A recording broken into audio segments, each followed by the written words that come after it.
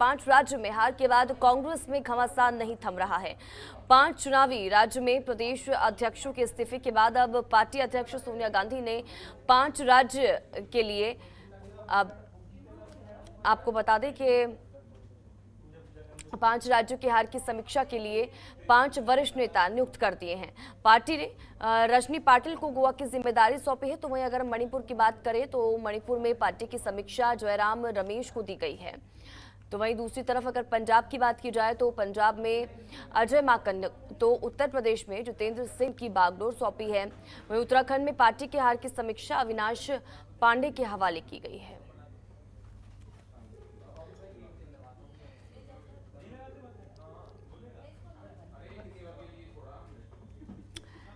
तो देखिए, 5 ही राज्य के प्रदेश अध्यक्षों से सोनिया गांधी पहले इस्तीफा मांग चुकी है। उसके बाद देखिए 5 नए नेता नियुक्त किए गए हैं और उनको इन 5 राज्यों की समीक्षा करने के लिए और इन तमाम चीज़ों के लिए उनको नियुक्त किया गया है। जिस वजह से अगर हम पिछले 5 कार्यकाल देखें और कांग्रेस की अगर हम अभी मौजूदा स्थिति की बात देखें, उन तमाम चीज़ों को लेकर अब देखिए ये नेता नियुक्त किए गए हैं ताकि जो कांग्रेस की जो मौजूदा स्थिति है उसको संभाला जा सके। और यही वजह है कि इन 5 को यहाँ इन 5 राज्य की जिम्मेदारी दी गई है।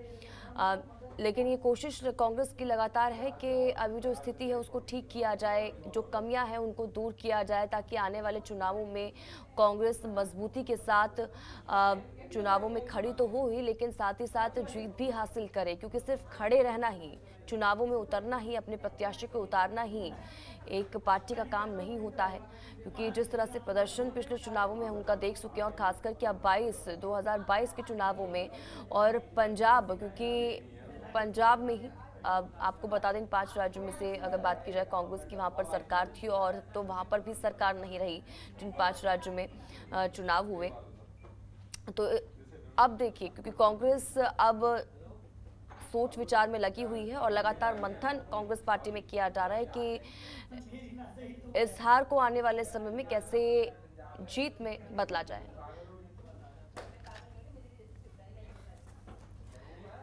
तो ममता चतुर्वेदी ज्यादा जानकारी के साथ हमारी संवाददाता इसी खबर पर हमारे साथ लाइव जुड़ चुकी हैं। ममता का रुख करेंगे। ममता, देखिए हम तमाम मंथन कांग्रेस पार्टी का देख रहे हैं क्योंकि जिन 5 राज्यों में अभी विधानसभा चुनाव हुए वहां पर पंजाब एक ऐसा राज्य था जहां पर उनकी सरकार थी, लेकिन वो भी कांग्रेस पार्टी वो जीत भी, वो जगह भी नहीं बना पाई, ना जीत पाई एक बार फिर से पंजाब में। और अब देखिए स्थिति अब ऐसी हो चुकी है कांग्रेस के लिए कि मंथन का दौर एक बार फिर से शुरू हो चुका है, बैठकों का दौर फिर से शुरू हो चुका है, जो हम चुनाव से पहले देख रहे थे, वोटिंग से पहले देख रहे थे। अब चिंता लगातार बढ़ती जा रही है कि किस तरह से स्थिति को संभाला जाए, क्योंकि जैसे ही अब ये मतगणना हुई, रिजल्ट सामने आए, अगर हम इस बीच उत्तराखंड में देखें तो वहां पर तो अंतरकलह भी अब कांग्रेस में सामने निकल कर आने लगी है। तो अब तमाम चीजें एक एक करके सामने आ रही है, चाहे वो पार्टी के अंदर की चीजें हों, पार्टी की बाहर की चीजें हों। ये समझना यहाँ पर मुश्किल हो चुका है कि किस तरह से स्थिति को संभाल पाएगी कांग्रेस।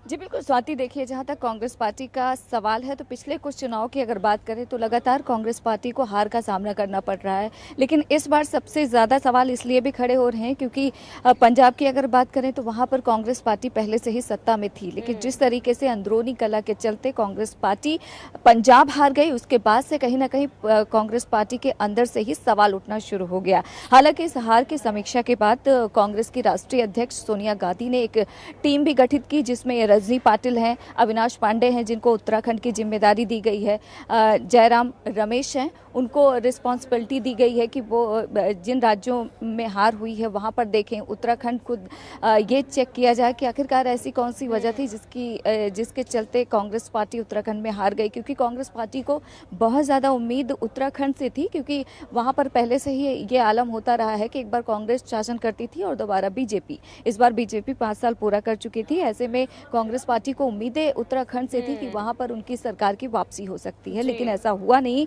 इसको लेकर एक टीम भी गठित की गई है, जो टीम इन तमाम राज्यों में जाएगी और वहां पर तमाम कार्यकर्ताओं के साथ बैठक करेगी और जानने का प्रयास करेगी कि आखिरकार चाहे मणिपुर हो, पंजाब हो, उत्तराखंड हो, उत्तर प्रदेश हो, किन वजहों से कांग्रेस पार्टी को इतनी बड़ी हार का सामना करना पड़ा। अगर उत्तर प्रदेश की बात करें तो वहां पर केवल 1-2 सीटों के अलावा किसी भी सीट पर कांग्रेस पार्टी का खाता भी नहीं खुल पाया। ऐसे में G23 की भी एक बैठक हुई, जिसमें लगातार G23 के जो नेता हैं वो पार्टी नेतृत्व पर सवाल खड़े कर रहे हैं। उनका साफ तौर पर कहना है, एक तरीके से उन्होंने प्रियंका गांधी पर उत्तर प्रदेश के लिए सीधा सवाल किया कि कुछ ऐसे लोग हैं जो पार्टी को चला रहे हैं जिनको पार्टी का समझ भी नहीं है। G23 समूह की जो बैठक कल शाम गुलाम नबी आज़ाद के आवास पर हुई, उन लोगों का साफ तौर पर कहना है कि कांग्रेस पार्टी को अब कोई ऐसे व्यक्ति की नेतृत्व की ज़रूरत है जो कांग्रेस पार्टी को अच्छे से समझता है। सामूहिक नेतृत्व की ज़रूरत है। किसी एक परिवार के बलबूते कांग्रेस पार्टी को छोड़ा नहीं जाना चाहिए। हार की जिम्मेदारी भी लेनी चाहिए। हालांकि हार की जिम्मेदारी का हवाला देते हुए कांग्रेस पार्टी ने तमाम प्रदेश अध्यक्षों से इस्तीफा ले लिया, चाहे उत्तराखंड हो, उत्तर प्रदेश हो, तमाम राज्य के प्रदेश अध्यक्ष ने इस्तीफा दे दिया। नवजोत सिंह सिद्धू ने भी इस्तीफा दिया इस पूरे मामले पर कि उन्होंने बाकायदा लिखा कि क्योंकि राष्ट्रीय अध्यक्ष सोनिया गांधी चाहती हैं इसलिए हम इस्तीफा दे रहे हैं। लेकिन सवाल यही उठता है कि आखिरकार क्यों ऐसा हो रहा है कि कांग्रेस पार्टी बढ़ने के बजाय घटती जा रही है। जिन राज्यों में थी वहां भी उसका जनाधार लगातार कम होता जा रहा है। देखा जाए तो लंबे समय से जो पंजाब में लगातार अंतर्कलह चल रहा था, उसका खामियाजा कांग्रेस पार्टी को पंजाब में भुगतना पड़ा। और कुछ ऐसी ही स्थिति उत्तराखंड में भी थी। चुनाव से पहले ही लगातार उठापटक कांग्रेस पार्टी के अंदर चलती रही और उसका नतीजा ये हुआ कि सत्ता में आते आते कांग्रेस पार्टी को हार का सामना करना पड़ा। अब देखा जाए तो ज्यादा राज्यों में कांग्रेस पार्टी है नहीं, और अगर ऐसे ही स्थिति रही तो आगे कांग्रेस पार्टी के लिए काफी मुश्किल हो सकता है। और यही वजह है कि कांग्रेस की राष्ट्रीय अध्यक्ष सोनिया गांधी ने एक टीम बनाई है जो तमाम राज्यों में जाएगी जहां पर कांग्रेस पार्टी की हार हुई है, वहां पर समीक्षा करेगी और एक रिपोर्ट पार्टी नेतृत्व को सौंपेगी। हालांकि जिस तरीके से G23 समूह लगातार कांग्रेस पार्टी आलाकमान पर सवाल खड़े कर रहा है, उनका साफ तौर पर यह कहना है कि अब वक्त आ गया है कि कांग्रेस पार्टी को एक सामूहिक नेतृत्व की जरूरत है। आखिरकार कांग्रेस पार्टी का जो राष्ट्रीय अध्यक्ष है वो गैर गादी क्यों नहीं हो सकता, इस तरीके के लगातार सवाल खड़े हो रहे हैं। साथ ही उन लोगों ने एक बैठक की गुलाम नबी आजाद के आवास पर, जिसमें कपिल सिब्बल, आनंद शर्मा, मनीष तिवारी समेत तमाम नेता इस बैठक में शामिल हुए और उनका यह कहना था कि अब बीजेपी को हराने के लिए जरूरी है कि कांग्रेस माइंडेड जो पार्टी है उनसे संपर्क साधा जाए, उनको साथ लिया जाए। जानना चाहेंगे क्योंकि देखिए प्रदेश अध्यक्षों से 5 राज्यों के इस्तीफा मांग लिया गया, उन्होंने इस्तीफा दे भी दिया। ठीक है, अब नए 5 नेता यहाँ पर तैनात कर दिए गए कि आप उन राज्यों में जाएं और ये देखें, ये कोशिश करें कि किस वजह से हार मिली, वो ये करेंगे। लेकिन नए 5 नेता को इस काम के लिए वहां पर नियुक्त करना, ये काम सौंपना, क्या ये पहले ही जो प्रदेश अध्यक्ष थे क्या उन्हीं को ये काम नहीं सौंपा जा सकता था? क्योंकि ऐसे तो वो वाली बात हो गई ना जो हम टिकट वितरण की तरफ के समय देखते हैं कि टिकट नहीं दिया तो लोग वहाँ उनके नेता या मंत्री रूठ जाते हैं और फिर पार्टी छोड़कर दूसरी पार्टी में चले जाते हैं, विपक्षी पार्टी में चले जाते हैं। अगर यहाँ पर जिन प्रदेश अध्यक्षों से कहीं ना कहीं अगर जिस तरह से इस्तीफा मांगा गया है और उनके मन में कुछ चीजें अगर शुरू हो गई, नेगेटिविटी कहीं से आ गई, तो क्या पता ये जो चेहरे हैं ये भी कांग्रेस से बाहर हो जाएं, ये भी कोई दूसरी पार्टी का रुख कर ले, तो यहाँ पर कांग्रेस के लिए कहीं ना कहीं और ज्यादा बेकार स्थिति हो जाएगी, संभलने की जगह और नीचे होते हुए पीछे धकेलती हुई नजर आएगी। क्या इस तरह समझा जा सकता है स्थिति को देखते हुए? स्वाति, देखिए ये एक संगठनात्मक कार्रवाई है और जो भी पार्टी हारती है, चाहे वो कांग्रेस हो, बीजेपी हो या कोई भी पार्टी हो, वो एक तरीका होता है जो खुद हारा हो, जो प्रदेश अध्यक्ष है जिसके नेतृत्व में चुनाव लड़ा गया है, वो खुद से समीक्षा नहीं कर सकता। ऐसे में संगठन की तरफ से ये किया जाता है कि किसी नेता को अपॉइंट किया जाता है, उस राज्य में जाता है और फिर वो उस बात की समीक्षा करता है। प्रदेश अध्यक्ष से भी मिलेंगे कि आखिरकार किस वजह से हार का सामना करना पड़ा, उनकी पूरी बात को सुनेंगे। इसके अलावा अगर उत्तराखंड की ही हम बात करें तो एक प्रदेश अध्यक्ष और 4 और भी प्रदेश अध्यक्ष हैं, सह प्रदेश अध्यक्ष हैं, तो उन तमाम लोगों से जो अपॉइंट किए गए हैं, अविनाश पांडे वो वहां जाएंगे, प्रदेश अध्यक्ष समेत तमाम नेताओं से, कार्यकर्ताओं से मुलाकात करेंगे और जानने की कोशिश करेंगे कि आखिरकार ऐसी कौन सी वजह थी जिसके चलते उत्तराखंड में कांग्रेस पार्टी आते आते सत्ता से बाहर हो गई।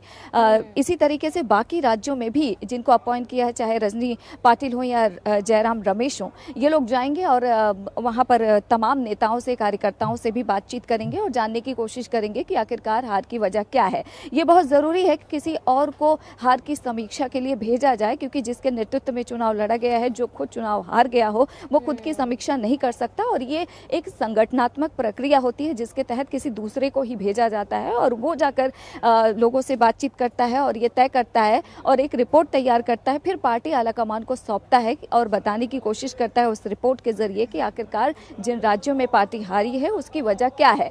हालांकि जहां तक सवाल है कि नाराज हो सकते हैं, कांग्रेस पार्टी में खोने के लिए ज़्यादा कुछ बचा नहीं है, लेकिन ज़रूरी अब ये है कि कांग्रेस पार्टी को अब कड़े कदम उठाने होंगे, कड़े फैसले लेने होंगे। क्योंकि देखा जाए, अगर पंजाब की बात करें, वहां पर कांग्रेस पार्टी सत्ता में थी और जिस तरीके से चरणजीत सिंह चन्नी और नवजोत सिंह सिद्धू के बीच में तनातनी देखने को आया था, अगर वैसी स्थिति नहीं होती तो शायद आज कांग्रेस पार्टी इतने बुरी तरीके से हार का सामना नहीं करती पंजाब में, जिस तरीके से उसे करना पड़ा। या तो चन्नी को ही बनाती अच्छे तरीके से मुख्यमंत्री जो थे, लेकिन देखा जाए तो लगातार वो नवजोत सिंह सिद्धू के दबाव में रहे, या फिर सिद्धू को बना देती। कम से कम सिद्धू ये नहीं कहते कि आरोप लगाने लायक नहीं रहते और उनके ही नेतृत्व में चुनाव लड़ा जाता है। पंजाब में जब प्रचार का वक्त आया तो नवजोत सिंह सिद्धू एक दिन भी घर से बाहर नहीं निकले और कांग्रेस पार्टी के लिए उन्होंने किसी से वोट नहीं मांगा।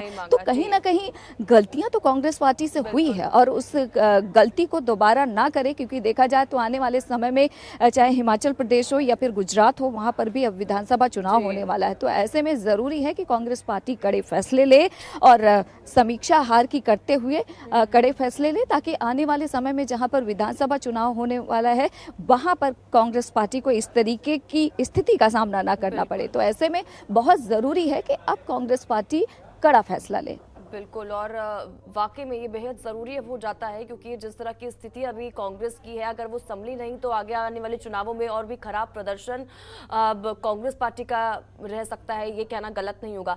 फिलहाल ममता, बहुत बहुत शुक्रिया इन तमाम जानकारी के लिए। आप बने रहिए हमारे साथ, अगली खबर पर भी आपसे अपडेट लेंगे। खबरों के निष्पक्ष विश्लेषण के लिए सब्सक्राइब करें Jantantra TV and press the bell icon. Never miss any update.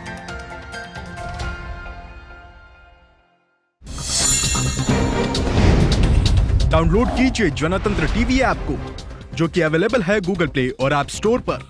अधिक जानकारी के लिए अभी डाउनलोड करें।